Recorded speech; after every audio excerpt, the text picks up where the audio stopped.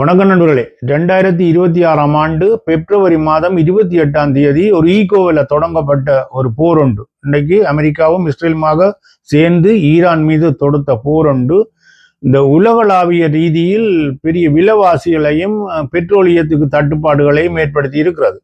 இன்றைக்கு அமெரிக்காவில் உள்ள மக்கள் இந்த போரை விரும்பவில்லை. அங்குள்ள அதிகாரிகளும் நிறைய பேர் சொல்லினும் இந்த போர் தேவையற்ற போர், ஒரு மனிதாபிமானத்துக்கு அப்பாற்பட்டதாக நடந்து கொண்டிருக்கிறபடியால் ஈரானுக்கும் உங்களுக்கும் எந்த பிரச்சனையும் இல்லை, ஏன் நாங்கள் போய் இந்த போரில் சிக்கப்பட்டு இருக்க வேணும் வேறு ஒரு நாட்டுக்காக என்று சொல்லி ஒரு விருப்பமில்லாத தன்மையை ஏற்படுத்தி இருக்கிறது. அது பற்றிய ஒரு செய்தியை இன்றைய செய்தியில் பார்க்கலாம். கூத்தாடிப்பட்ட யூடியூப் சேனலை புதிதாக பார்க்குற நண்பர்கள் தயவு செய்து சப்ஸ்கிரைப் செய்து தொடருங்கள், நண்பர்களுக்கும் தெரியப்படுத்துங்கள், ஒரு லைக் பண்ணி விடுங்கள். உங்களுக்கு ஒரு கருத்து இருக்கும் செய்தி பற்றி, இந்த செய்தி பற்றிய ஒரு கருத்து ஒன்று உங்களுக்கு இருக்கும். அந்த கருத்தை என்னவாக இருந்தாலும் கருத்து பகுதியில் பதிவு செய்து விடுங்கள் என்று கேட்டுக்கொண்டு இன்றைய செய்திக்கு போகலாம்.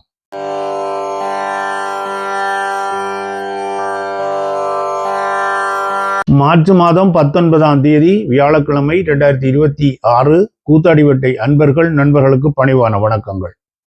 பிப்ரவரி மாதம் 28ஆம் தேதி ஈரானுக்கு எதிராக ஒரு போர் ஒன்று இஸ்ரேலும் அமெரிக்காவும் தொடுத்திருந்தது. அந்த போர் நடந்து இன்றைக்கு 19 நாள் 20 நாளாக போகுது. இதுக்கிடையில் ட்ரில்லியன் கணக்கான அமெரிக்கன் டாலர் பணம் விரயமாகிவிட்டது என்று சொல்லியும், அமெரிக்காவில் உள்ள ஆயுத தளபாடங்கள் மிகவும் குறைந்து போய்விட்டது, அவ்வளவு ஆயுதங்களை பாவிச்சாச்சு என்று சொல்லியும், பென்டகன் அதிகாரிகளும் எக்கச்சக்கமான ஆயுதங்கள் இல்லாமல் போய்விட்டது, இருப்பு குறைஞ்சிட்டது, அந்த ஆயுதங்களை நிரப்புறதுக்கு ட்ரில்லியன் கணக்கான பணங்களை கோரியிருக்கிறதாகவும் ஒரு செய்தி ஒன்று வருகிறது. இதனாலே அமெரிக்காவில் உள்ள மக்கள் சொல்லினும் என்னென்றால் இந்த போரை தொடர வேண்டாம், இது எங்களுக்கு தேவையற்ற ஒரு போர், அமெரிக்கா எங்கேயோ இருக்குது, ஈரான் எங்கேயோ இருக்குது, இஸ்ரேலுக்கும் ஈரானுக்கும் பிரச்சனை அவர்கள் பார்த்து கொள்ளட்டும், ஒரு மத்தியஸ்தம் கதைக்கிற மாதிரியான ஒரு பேச்சுவார்த்தைகளை நடத்தலாமே தவிர தேவையில்லாமலுக்கு ஆயுத நடவடிக்கை எடுக்க போய் எக்கச்சக்கமான பொருளாதார அழிவு வந்துட்டுது, கிட்ட பேர் ஒன்று அமெரிக்காவுக்கு வந்துட்டுது என்று சொல்லி மக்கள் எல்லாம் அதை விரும்ப இல்லை. இன்னைக்கு ஒரு ஆப்பழுத்த குரங்குன்ற நிலையில தான் டொனால்ட் ட்ரம்ப் இருக்கிறார். அவர் இந்த போரை தொடங்கியாச்சு, எப்படி முடிக்கிறது, இதை எப்படி முடிக்கிறது, எப்படி விட்டுட்டு விலகிறது என்று தெரியாமலுக்கு தத்தளிச்சு கொண்டிருக்கிற மாதிரி தான் நடவடிக்கைகள் எல்லாம் பார்க்கக்கூடிய இருக்கிறது. முன்னைய காலங்களில் டொனால்ட் ட்ரம்புக்கு எதிரான கட்சிகள் ஆட்சியில் இருந்த பொழுது டொனால்ட் ட்ரம்ப் சொல்லி கொண்டவர் இந்த நாட்டை விட்டு நாடுகள் சென்று படையெடுக்கிறது எல்லாம் தேவையற்ற நிலைமைகள், நான் எல்லாம் பேச்சுவார்த்தையில முடிச்சு போடுற விஷயங்களை நீங்கள் இன்றைக்கு படையெடுப்பில் நடத்தி கொண்டிருக்கிறீர்கள், இதால நிறைய பொருளாதார விரியமும் வேற வீண்தனமான நடவடிக்கைகளும் இது தேவையற்றது என்று சொல்லி கொண்டிருந்தவர் இன்றைக்கு பார்க்கல டொனால்ட் ட்ரம்பே இதில் அம்பிட்டு போனார் என்றுதான் இதுல பார்க்கக்கூடிய இருக்கிறது. போரை முடிக்கிறதுக்கு அமெரிக்கா நினைச்சாலும் இஸ்ரேல் இதை விடுற மாதிரி இல்லை. இஸ்ரேலுக்கு ஒரு பயம் இருக்கு என்னன்னு சொன்னால், இந்த போரை விட்டுட்டு அமெரிக்கா போகுமா இருந்தால் ஈரான் தலையெடுத்து போட்டு இன்றைக்கு இல்லையென்றாலும் இன்னும் ஒரு வருடம் 2 வருடம் கழிச்சென்றாலும் ஒரு நல்ல நிலையை எடுத்து போட்டு திருப்பி ஒரே இரவில் 24 ஹவர்ஸ்ல தங்களை தாக்கி அழிச்சிடும்.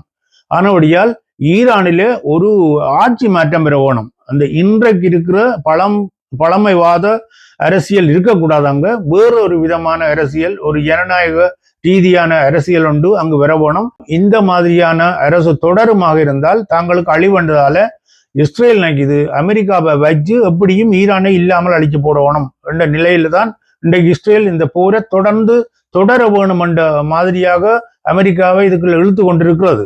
சுற்றியுள்ள அரபு நாடுகள் எல்லாம் ஒரு கட்டத்துல நினைச்சு கொண்டிருந்த என்ன மாதிரி என்று சொன்னால், தாங்கள் பட்டும் படாமலுக்கு இதுக்குள்ளால தப்பிடுவோம், அமெரிக்காவினுடைய தளங்கள் தங்களுடைய நாட்டில் இருக்கிறபடியால் ஈரான்களை தாக்குகிறது, அந்த நேரங்களில் அவை சொல்லிக்கொண்டு எங்களுக்கும் இந்த சண்டைக்கும் சம்பந்தம் இல்லை, அமெரிக்காவினுடைய படைத்தளங்கள் இருக்கிறதா இருந்தால் நீங்கள் படைத்தளங்கள் மீது தாக்குதல் நடத்துங்க, எங்களுடைய பொருளாதாரங்கள் தாக்க வேண்டாம் என்று சொல்லி கேட்டுக்கொண்டது. சவுதி அரேபியாவாக இருக்கட்டும், குவைத்தாக இருக்கட்டும், கட்டாறு, இப்படியான நாடுகள் எல்லாம் கேட்டுக்கொண்டது என்றால் தங்கள் மீது தாக்க வேண்டாம் என்று சொல்லி ஈரானை கேட்டுக்கொண்டிருந்தவை.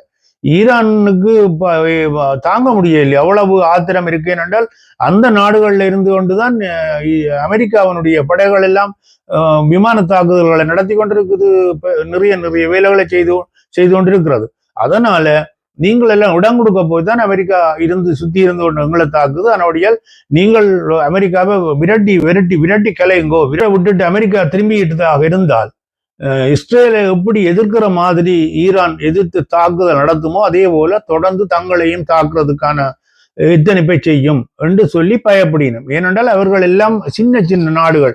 சவுதி அரேபியாவில் மட்டும் கொஞ்சம் கூடின மக்கள் இருக்கணும். அவர்கள் எல்லாம் இராணுவத்தை பெருசாக நம்பிக்கொண்டிருந்த நாடுகள் இல்லை. அமெரிக்கா அங்கே இருக்கிறபடியால் அமெரிக்காவும் இருக்குது, தங்களுக்கு பாதுகாப்பாக இருக்குது, தங்களுக்கு செல்வம் தொழில் இருக்குது, தங்களுடைய உற்பத்திகளையும் பார்த்து கொண்டு ஓரளவு பாதுகாப்போடு இருந்தவர்களே தவிர பெரிய ஒரு யுத்தம் செய்கிற அளவு மாதிரியாக இருக்க இல்லை. இப்ப ஈரானை ஒரே அடியாக அழிச்சு போட்டு போகவும் இல்லாத அமெரிக்காவாலே. ஏனென்றால் ஈரான்லயே ஒரு 9 கோடி மக்கள், 10 கோடி கிட்ட மக்கள் இருக்கணும். அங்க உள்ள மக்கள்ல 1 கோடி மக்களை அழிக்கத்து வாங்கினால் உலக நாடெல்லாம் கேட்கும். மக்கள் மீது குண்டுகளை சொல்லியது அமெரிக்கா, படு மோசமான வேலை என்று சொல்லி வேற மாதிரியான ஒரு நிர்பந்தம் உண்டு அமெரிக்காவுக்கு வருமன்றபடியால் அமெரிக்கா எண்ணெய் குதங்களையும் பொருளாதார நிலைகளையும் இந்த அரசியல்வாதிகள் இருக்கிற இடங்களையும் இராணுவ இடங்களையும் பார்த்து தான் விமான தாக்குதல்கள் செய்து கொண்டிருக்குது. மக்கள் மத்தியில தாக்குதல் நடக்குமாக இருந்தால் நிலைமை வேற மாதிரியாக மாறி ஒரு உலக யுத்தத்துல கொண்டு வந்து விட்டுவிடும் என்றதால அமெரிக்கா அப்படி செய்ய இல்லை. அப்படி இருக்கும் பொழுது எப்படி தாக்குதல் நடத்தினாலும் இன்றைக்கு ஒரு ஆயிரக்கணக்கான மக்கள் இறந்தாலும் ஈரான்ல உள்ள மக்களை 1 கோடி மக்களை அழிச்சா கூட அங்க உள்ள 8 கோடி மக்கள் இருப்பினும் அதுல 1 கோடி மக்கள் நாட்டை விட்டு வெளியேறி எங்கேயாவது அகதியாக போய்விட்டார்கள் என்று சொன்னாலும் 7 கோடி மக்கள் அங்க இருக்கத்தான் போயிடும். அந்த மக்கள் இஸ்ரேலுக்கு எதிரான பகைமை உணர்வை அப்படியே வச்சு கொண்டிருப்பினும் இஸ்ரேலுக்கு எதிரான நடவடிக்கைகளை தொடர்ந்து நடக்கும். அதே போல சுற்றியுள்ள அரபு நாடுகளுக்கும் அப்படியான நிலை வர வடியால் எல்லாரும் நினைக்கணும் என்ன வரி என்று சொன்னால், இங்குள்ள மத தலைவருடைய கட்டுப்பாட்டுக்குள்ள இந்த நாடு இருக்கும் வரைக்கும் இங்க மற்ற நாடுகள் சுற்றி இருக்கிற நாடுகளுடைய பகைமை இல்லாமல் போகாது. ஆனபடியால் அவர்களை எல்லாரையும் இல்லாமல் பண்ணி போட்டு புதிய ஒரு ஆட்சி தத்துவத்தை கொண்டு வர வேணும் என்றுதான் விரும்பி கொண்டிருக்கிறோம். இன்றைக்கு நீங்கள் பார்த்திருப்பீர்கள், ஈரானுடைய புலனாய்வு அமைச்சராக இருக்கக்கூடிய இஸ்மாயில் ஹதீப் அவர் கொல்லப்பட்டதாக நேற்று முந்த நாள் செய்தி வந்தது. இஸ்ரேல் அவரை கொன்று விட்டோம் என்று சொல்லி நேற்றைய தினம் சொல்லிக் கொண்டிருந்தது. அதை ஈரான் வெளிப்படுத்தவில்லை. இன்றைக்கு ஈரானுடைய ஜனாதிபதி அதை உறுதிப்படுத்தி சொல்லி இருக்கிறார். அவர் இறந்தது உண்மைதான், இஸ்மாயில் ஹதீப் இறந்து விட்டார் என்று சொல்லி அவர் அதை உறுதிப்படுத்துகிறார். அதே போல முன்னாள் இராணுவ உயர்மட்ட பாதுகாப்பு அதிகாரியும் தேசிய பாதுகாப்பு கவுன்சில் செயலாளருமான அலி லாரிக்டான் போல இன்னும் 2 நாட்களுக்கு முதல் ஈரானுடைய உயர்மட்ட பாதுகாப்பு அதிகாரியும் தேசிய பாதுகாப்பு கவுன்சிலின் செயலாளருமான அலி லாரிஜானி ஒரு விமான தாக்குதல் கொல்லப்பட்டதும் நீங்கள் அறிந்தது. இப்படி பெரியார்கள் அழிச்சு கொண்டு போனால் என்ன நிலைக்கு வருமோ என்று சொல்லி இன்றைக்கு ஈரான் அவ்வளவு ஆத்திரத்தில் இருக்குது. ஆனபடியால் சுற்றியுள்ள நாடுகள் இஸ்ரேலும் சரி, சவுதி அரேபியா, மற்ற கட்டார் போன்ற நாடுகள் என்ன நினைக்கணும் என்று சொன்னால், இந்த போரை இப்படியே முடிச்சு போட்டு போனால் ஈரான் பேர்ந்து அப்படியே சுதாகரித்து கொண்டு இன்னும் ஒரு 10 வருடங்கள் சென்றாலும் பரவாயில்ல, அந்த 10 வருடங்களுக்கு இடையிலேயே அவர்கள் சுதாகரித்து கொண்டு நிமிர்ந்து விடுவார்கள். அவரிடம் நல்ல எண்ணெய் வளங்களும் வேறு பொருளாதாரம் இருக்கிறபடியால் சுதாகரித்து கொண்டு தங்களை சுற்றி இருக்கிறார்களே அழிக்கிறதுக்கு பார்ப்பார்கள். ஆனபடியால் இங்கு ஒரு ஆட்சி மாற்றம் உண்டு ஈரானில் நிகழ வேணும். நிகழ்ந்ததுக்கு பிறகுதான் அமெரிக்கா இந்த இடத்தை விட்டு போகணும் என்றதான் விரும்புவது சுற்றியுள்ள அரபு நாடுகளும் இஸ்ரேலும் அதை விரும்புகிறபடியால் இது என்ன மாதிரி போகும் தெரியல. இப்படியே இந்த போர் தொடருமாக இருந்தால் ஹோர்மோஸ் நீரிணையிலிருந்து எண்ணெய் வெளியில போகாமலுக்கு தடுக்கப்படும். கட்டார்ல உள்ள இயற்கை வாயு உற்பத்தி தளம் அப்படி அழிக்கப்பட்டு விட்டது.